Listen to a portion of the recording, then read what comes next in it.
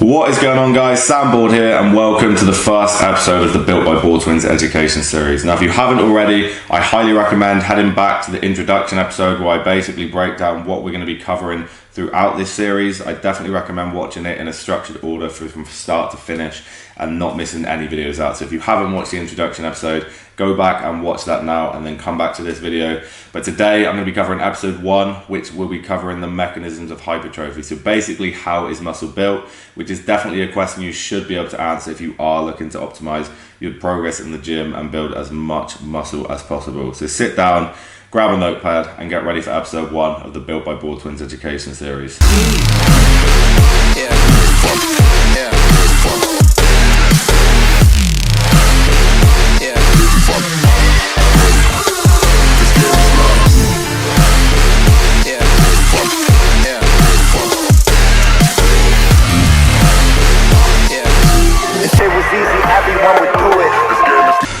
So guys, today I will be covering the mechanisms of hypertrophy. So basically, how is muscle built?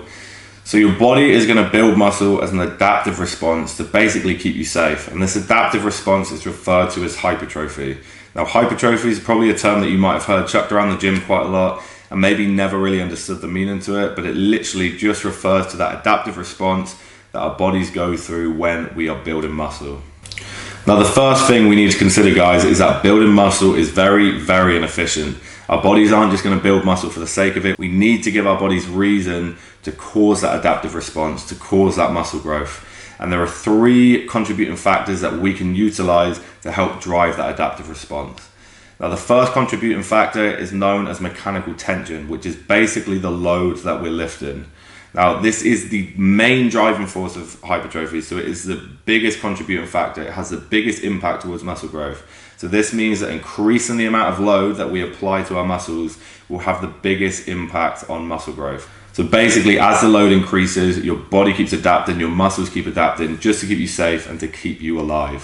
So the main driving force towards hypertrophy is mechanical tension, so it's the load we're lifting. So that will probably have a lot of you thinking that will be more beneficial to work in a lower rep range, say the 1 to 3 rep range, because compared to maybe an 8 to 12 rep range, we're obviously going to be lifting a lot more weight if we're working in that 1 to 3 rep range.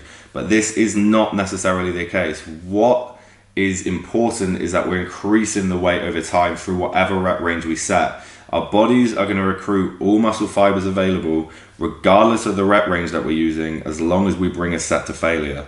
So for example, if I was going to work in that 1 to 3 rep range, from the get-go, from rep 1, my body is going to recruit all muscle fibers available of the targeted muscles, of course. So if I was going to do a barbell squat in a 1 to 3 rep max set, from rep 1, my body is going to recruit all muscle fibers available. Compared to if I was going to do maybe a 12 to 15 rep max set on a barbell squat, for the first 8 or 9 reps, my body is not going to tap into all muscle fibers straight away. It's only going to use slow twitch muscle fibers, which produce a lot less force. And the second we hit that 8-9 rep mark where our bodies start to fatigue, they start recruiting more and more and more muscle fibers until all muscle fibers available have been recruited. So regardless of the rep range we're setting, our bodies will recruit all muscle fibers available as long as we bring the set to failure.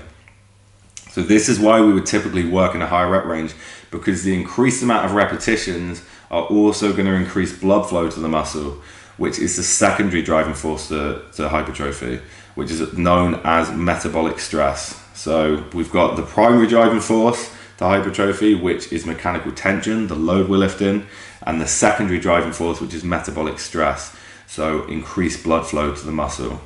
In the grand scheme of things, the rep range that you set yourself doesn't really matter. What matters, like I said, is that we're increasing the weight over time and we're causing enough blood flow to the muscle. So we need to be applying that novel stimulus to our muscles. If I was going to come in on that barbell squat and even work in that 12 to 15 rep max set and say I'd done 100 kilos for 12 reps, brilliant. If that's the first time I've done that, my body is going to adapt to keep me safe for that load. It's going to adapt to keep me safe for that amount of reps of that load.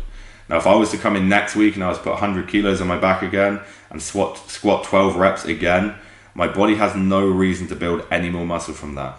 From that first set, it adapted. I'm now safe for that amount of reps of that load. If I do it again, I'm already safe for that. My body isn't just going to keep building muscle from doing the same thing. You need to be applying that novel stimulus. You need to be either adding reps to the same load or increasing the load, which is why we set that rep range. I will go into that in a bit more detail in the next video, but we do want to make sure we're progressing every single session. So guys, from that we can conclude that we want to be getting progressively stronger when we train, and we want to be making sure we're getting enough blood flow to the muscle. This leads a lot of people in the bodybuilding community to push towards a load set and a back-off set, and this is the way we typically train. So it'll be 2 sets per exercise, the first set being the load set, the second set being the back-off set. Now in the load set, we're going into exercise fresh, we can lift heavier loads, and we're going to work in a lower rep range. So a rep range I typically set for myself might be a 5 to 9 rep range in this load set. So from the first couple of reps, my body is going to be recruiting as many muscle fibers as possible.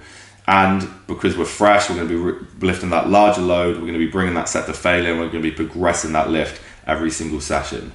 Then we go on to the back off set, which we're going to work in a higher rep range. So this could be maybe a 10 to 15 rep range.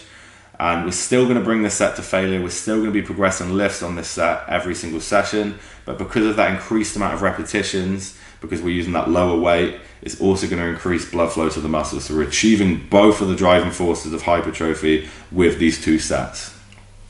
Now, a lot of you might be thinking, 2 sets just isn't enough, I've always done 4. But what you need to remember is that every set we're going to be doing is going to be a PB. Again, I'm going to cover this a lot more in the next episode, but we want to be progressing every single set of every exercise, every session with good standardized form, and that is how we're going to keep growing muscle every time we go to the gym. Because then it's just yes or no. Have I grown from that set? Did I beat last week's number? Yes, I've grown. Did I not? No, that's not done anything positive towards hypertrophy. And finally, there is a third driving force towards hypertrophy, which is called muscle damage.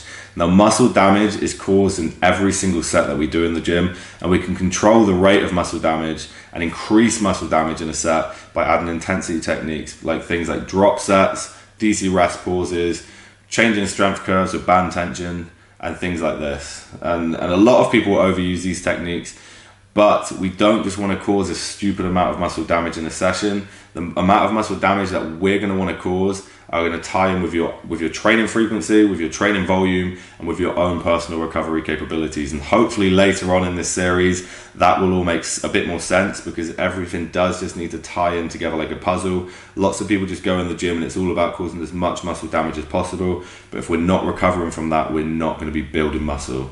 But that is enough for today's episode, guys. I'll see you in the next episode, where I'm going to be covering how to log your lifts in the gym and keep progressing every single session.